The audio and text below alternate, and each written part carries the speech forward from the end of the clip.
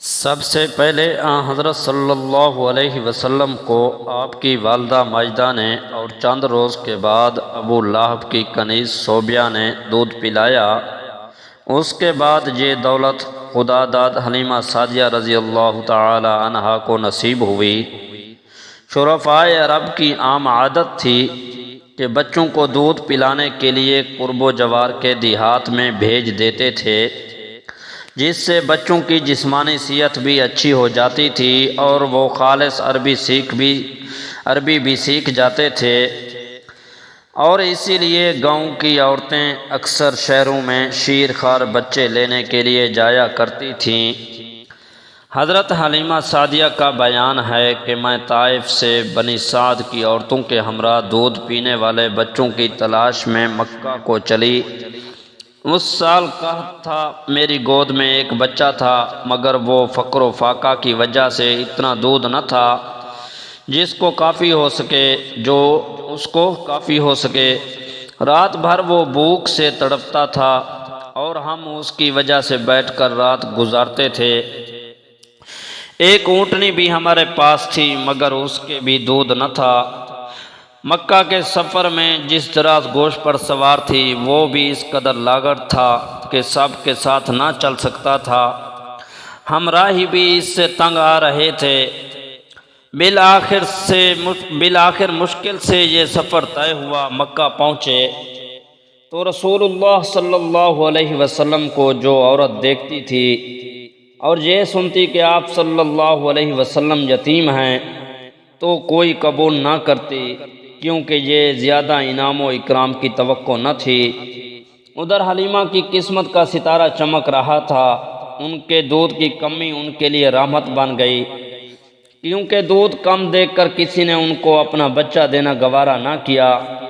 حلیمہ فرماتی ہیں کہ میں نے اپنے شوہر سے کہا کہ یہ تو اچھا نہیں معلوم ہوتا کہ خالی ہاتھ واپس ہوں، خالی سے بہتر ہے کہ اس یتیم کو لے چلوں۔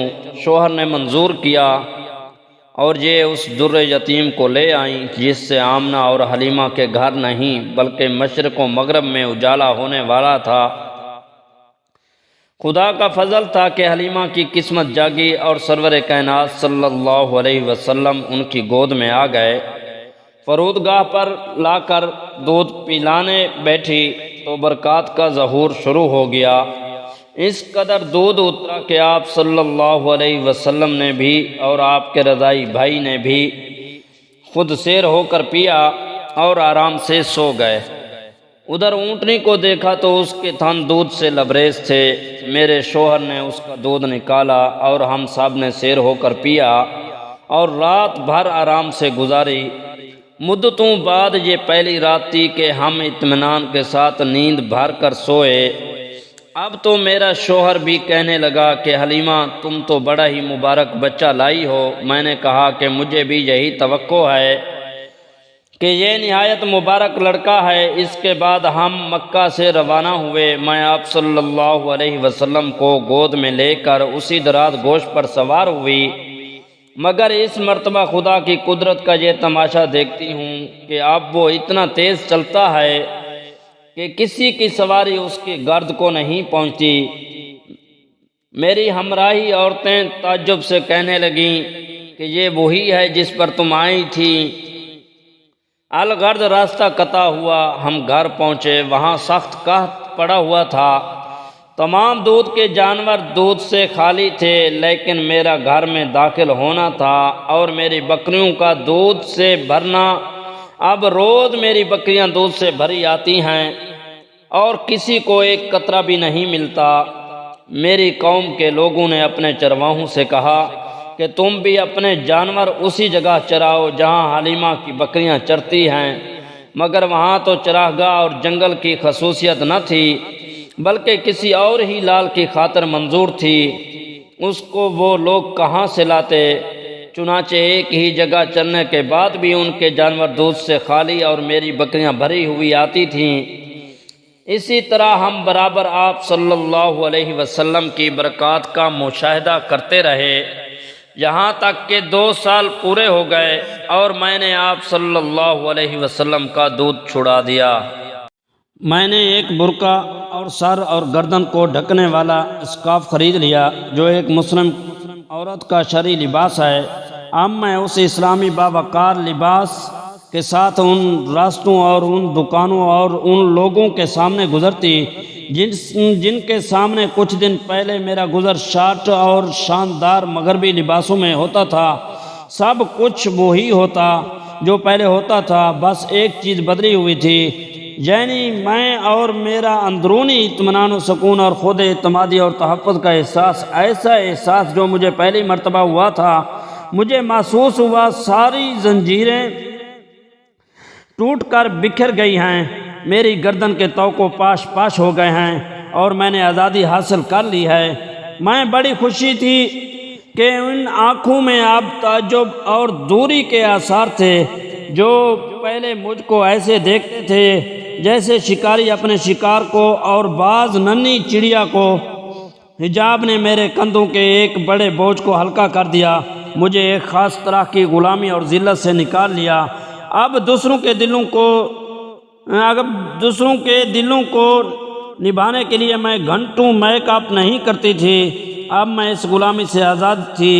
ابھی میں پردے میں صرف سر اور گردن ڈھکتی اور عبایا برقع پہنتی، مگر مجھے نقاب کی طرف توجہ ہوئی، اور وہ اس لیے کہ میں نے دیکھا کہ مغرب کی مسلم عورتوں میں نقاب کا رواج بڑھتا جا رہا ہے۔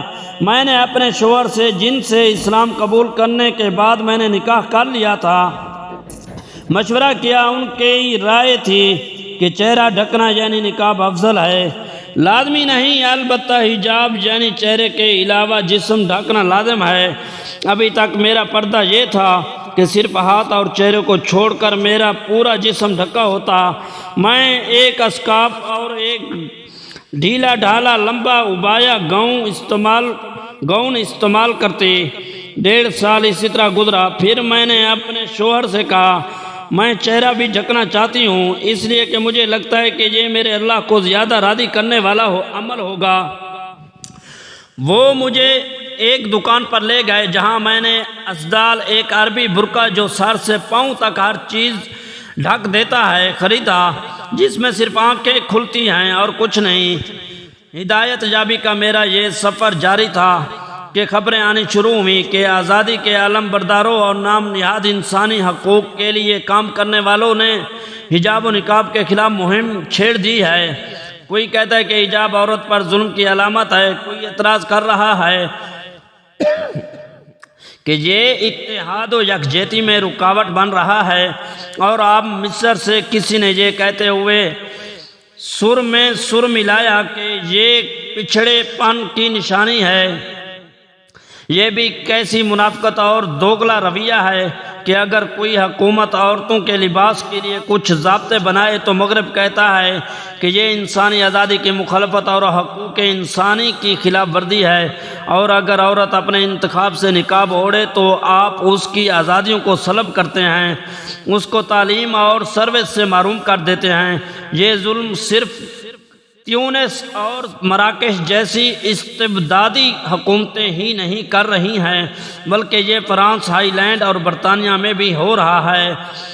اب میں بھی فیمنسٹ عورتوں کے حقوق کی حامی ہوں، مگر ایک مسلم فیمنسٹ جو مسلم عورتوں کو دعوت دیتی ہے کہ وہ اپنی ایمانی ذمہ داریوں کو ادا کریں، اپنے شوہروں کو ایک اچھا مسلمان بننے میں مدد کریں، اپنے بچوں کی اس طرح تربیت کریں کہ وہ استقامت کے ساتھ دین پر جمیں اور اندھیروں میں بھٹک رہی انسانیت کے لیے منارہ نور بن جائیں۔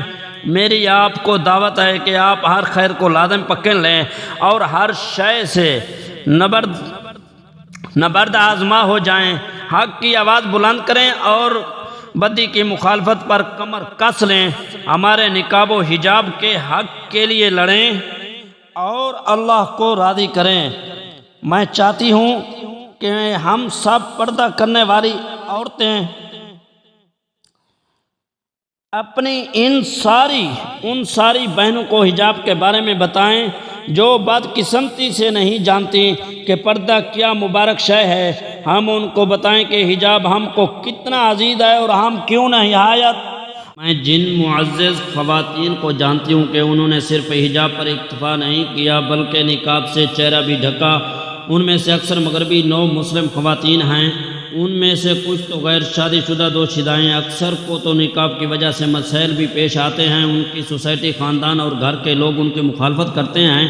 یہ آزادانہ انتخاب کے حق کو تسلیم نہ کرنے ہی کی ایک شکل ہے کہ معاشرے میں ہر طرف سے ذرائع ابلاغ کے ذریعہ سے عورتوں پر ننگے ہونے اور بھڑ کے لیے کپڑے کی حد تک دل برائی اختیار کرنے کی اندھا دھند تبلیغ کی جائے اور عملاً ان کو خواہی نہ خواہی اس کو اختیار کرنے پر مجبور کر دیا جائے۔ میرا کہنا ہے کہ عورتوں کو حجاب کی تہذیب کو جاننے کا بھی برابر متوقع دیا جانا چاہیے تاکہ وہ اس پاک پرسکون تہذیب کی خوبیوں کو جان سکیں اور ان کو وہ معلوم ہو جو مجھے معلوم ہوا ہے۔ میں کل تک عریانیت کو ہی اپنی آزادی کی علامت سمجھتی تھی، پھر مجھ پر منکشف ہوا کہ وہ ایک پاجوالا آزادی تھی جس نے مجھ کو خود اعترافی اور ذاتی اعتمادی سے عاری کر دیا تھا اور میری روح کو بے چینی کی آگ میں ڈال دیا تھا۔ مجھے اپنے فاش لباس کو اتار کر اور مغرب کی دلربا طرز زندگی کو چھوڑ کر اپنے خالق کی معرفت و بندگی والی ایک باوقار زندگی کو اختیار کرنے سے جو مسرت و اطمینان کا احساس ہوا ہے، میں اس کی کوئی مثال نہیں دے سکتی۔ ایسی خوشی مجھے کبھی نہیں ہوتی تھی، اس لیے چہرہ ڈھکنے اور نقاب پر مجھے اصرار ہے۔ پردہ میرا حق ہے جو میں کسی قیمت پر نہیں چھوڑ سکتی، اس کے لیے میں لڑ مروں گی مگر اس کو کسی قیمت پر نہیں چھوڑوں گی۔ نقاب آج عورت کی آزادی کی ایک باعزت علامت ہے جو اس کو گندی مخلوق کی ہوس رانیوں کو ٹاکیٹ پیپر کی طرح سامان بننے سے بچانا ہے۔ نقاب پہن کر عورت پہچانتی ہے کہ وہ کون ہے، اس کا مقصد زندگی کیا ہے اور اس کو اپنے خالق اللہ سے کیسا رشتہ اور رابطہ قائم کرنا ہے۔ جو عورتیں اسلامی حجاب کی باوقار و باحیا تہذیب کے بارے میں مغرب کے قدیم غصے پٹے متعصبانہ تصورات کی شکار ہیں، ان سے میں کہتی ہوں تمہیں پتہ نہیں تم کس عظیم نعمت سے محروم ہو، اور تہذیب کے نام مبارک ٹھیکیداروں اور نام نہاد صلیبیوں سے میرا کہنا ہے کہ تم بھی حجاب کو اختیار کرو، اسی میں تمہاری نجات ہے۔